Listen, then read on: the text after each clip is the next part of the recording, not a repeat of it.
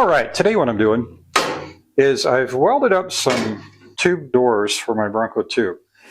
I'm just using exhaust tubing for this, and I'm finishing it up now. And what I have to do is I have to put some sheet metal down at the bottom of these doors, because on these older Fords, the floorboard just kind of rolls off and out. And if you have something on the floorboard, then you go around a corner, it can just fall right out of the vehicle. It's not like a Jeep that has a sheet metal ledge there to hold stuff in. So I really do need something like this to keep stuff from falling out of the vehicle. And for safety's sake, it'll also keep your arms in the event of a crash. But I'm basically almost done. I've got the tubing all welded up. I just have to finish out some pieces. I've already got them cut. They're already sized.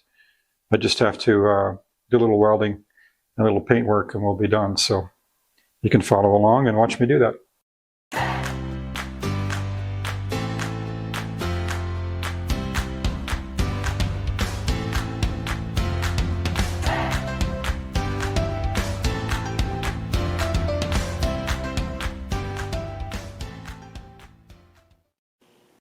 All right, I've got it all welded up. And I'm going to give it a quick scrub with the wire brush and put some self-etching paint on it. And, oh, wait a minute. No, before that, we have to drill the holes for the mirror.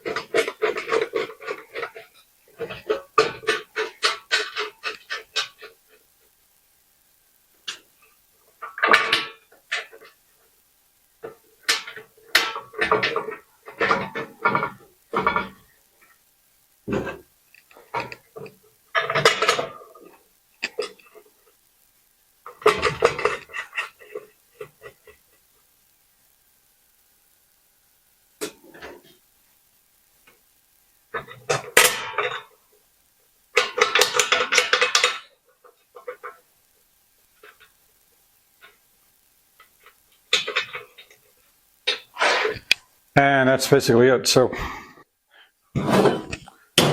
mirror bolts on like so. Obviously this is the passenger side.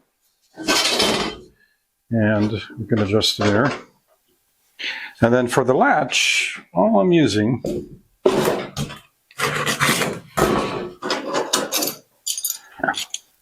is an ordinary shed latch or screen door latch. I don't know what you would call it, but essentially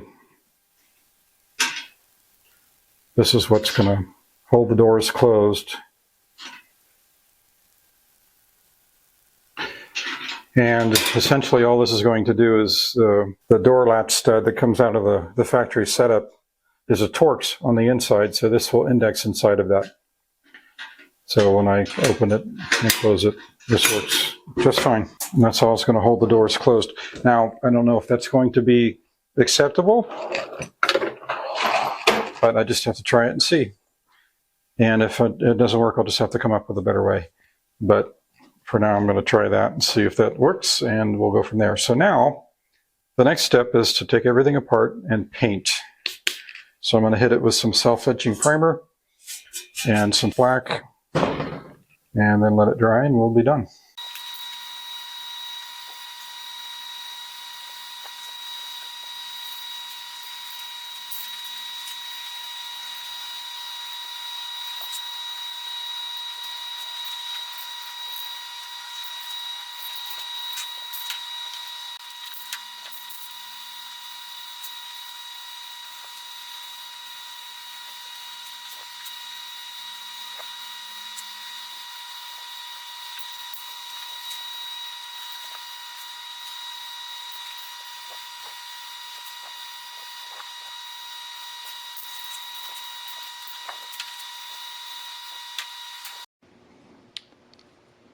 Fresh coat of flat black paint, and we'll let those dry, and then we'll mount the mirrors and go ahead and mount them on the Bronco. So if you're curious how you make doors removable on one of these domestic vehicles, the hinge pins are made of 11/32 steel, and you have to cut them to remove them. But once you cut them, all you have to do is find something that's 11/32 in diameter. It's pretty hard steel. And as it turns out, a perfect candidate for that is ordinary everyday intake valve out of an older small block or even a big block engine. So like a small block Ford or small block Chevy used 11/32 valves, so you can just cut the head off, and that makes a pretty good substitute. You just have to be careful. You don't want to do that to something that has sodium filled valves, because when sodium is exposed to air, it will explode. So I wouldn't be cutting into something exotic. Make sure you do your research before you do it. But that's all there is to it. And then once you do that, you can use the valve stem as a hinge pivot, and you can make it removable. So let me pop these doors off and we'll check the fit of our newly painted tube doors.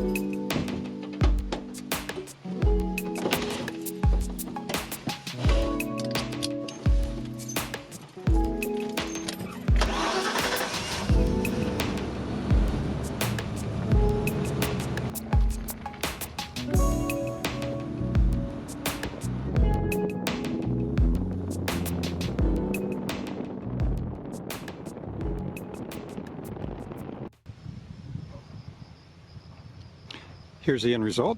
Tube doors installed.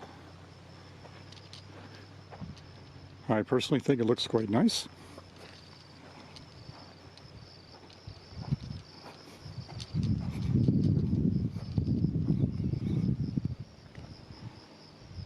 Takes a bunch of weight off the vehicle, makes it a lot easier to look down at the tires when you're off-road. And of course I can also pop the rag top off too. You get that open air Jeep feeling. So now I can drive it in the 6 weeks of nice weather that Nevada has. 3 weeks in the spring and 3 weeks in the summer before the springtime becomes too hot and the winter becomes too cold. Thanks for following along, and thanks for watching.